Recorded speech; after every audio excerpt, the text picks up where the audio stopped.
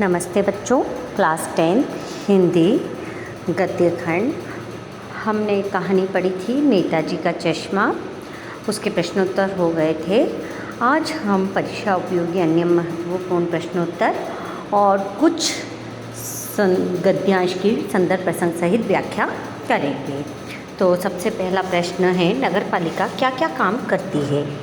उत्तर, नगरपालिका नगर की व्यवस्था, सौंदर्यीकरण, साफ सफाई, पेयजल व्यवस्था, सीवर व्यवस्था, पार्कों की देखभाल, सड़कों का निर्माण आदि कार्य करती है। इन कार्यों को इस प्रकार समझा जा सकता है। पहला पॉइंट, नगर के मकानों के नक्शे पास करना, गलत बनाए हुए मकानों को ध्वस्त करना तथा प्लान के अनुसार निर्माण कार्यों की अनुमति प्रदान करना नगर पालिका के कर्मचारियों का दायित्व होता है। दूसरा पॉइंट, शिक्षा के लिए स्कूल खोलना तथा उनका संचालन करना आदि। तीसरा पॉइंट, नगर की सड़कों, नालियों, पेशाबघरों आदि का निर्माण कराना तथा उनकी मरम्मत देखभाल करना। चौथा पॉइंट, नगर के पार्कों की चहारदीवारी कराना, पेड़ पौधे लगवाना एवं उनकी देखभाल आदि करना। पांचवा पॉइंट, नगर को सुंदर तथा विकसित बनाने हेतु अन्य कार्य करना, चौराहे पर महान लोगों की मूर्ति लगवाना, कवि सम्मेलन कराना, वाचनालय चलाना आदि अनेक कार्य नगर पालिका कराती है। प्रश्न नंबर 2, कैप्टन को क्या बात आहत करती थी, उसके लिए उसने क्या उपाय किया? उत्तर, नगर पालिका के चौराहे पर जो मूर्ति लगवाई थी उसमें नेताजी की आंखों पर चश्मा नहीं लगा था। यह बात चश्मे वाले कैप्टन को आहत करती थी। उन्हें लगता था कि बिना चश्मे के नेताजी का असुविधा हो रही होगी। इसलिए कैप्टन ने यह उपाय किया कि अपनी छोटी सी चश्मे की दुकान में जो फ्रेम रखे थे उनमें से एक निकालकर प्रतिमा पर लगा दिया। इस प्रकार का फ्रेम लगने से मूर्ति की असहजता समाप्त हो गई थी। प्रश्न नंबर 3, हवलदार साहब इस निष्कर्ष पर पहुँचे कि कुल मिलाकर कस्बे के नागरिकों का यह प्रयास सराहनीय ही कहा जाना चाहिए। महत्व मूर्ति के रंग रूप या कद का नहीं, उस भावना का है।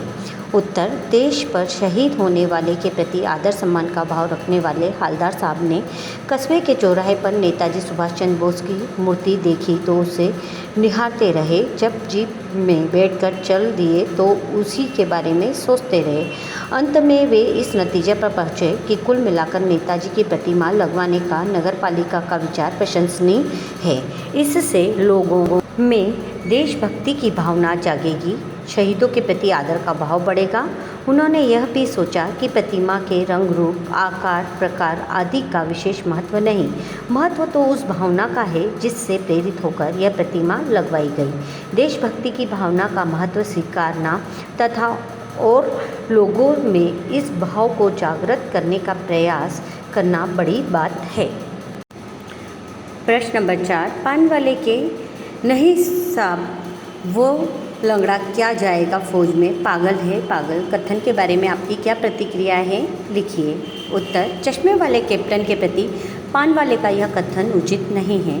मेरी दृष्टि में यह कथन पान वाले को क्षुद्र बुद्धि का संकेत करता है। कैप्टन शारीरिक रूप से अशक्त भले ही है, किंतु उसमें देश और देश पर न्यौछावर होने वाले शहीदों के प्रति श्रद्धा तथा सम्मान का भाव भरा है। वह अपने अत्यंत सीमित साधनों में से भी निकालकर अपनी देशभक्ति प्रकट करता है। मेरी मान्यता है कि कैप्टन जैसे लोगों को आदर सम्मान मिलना चाहिए। कैप्टन के मन में कुछ प्राप्त करने या स्वार्थ की भावना नहीं है, वह तो निस्वार्थ भाव से बलिदानियों के प्रति अपना सम्मान भाव व्यक्त करता है। मैं ऐसे लोगों को वंदनीय मानता हूँ।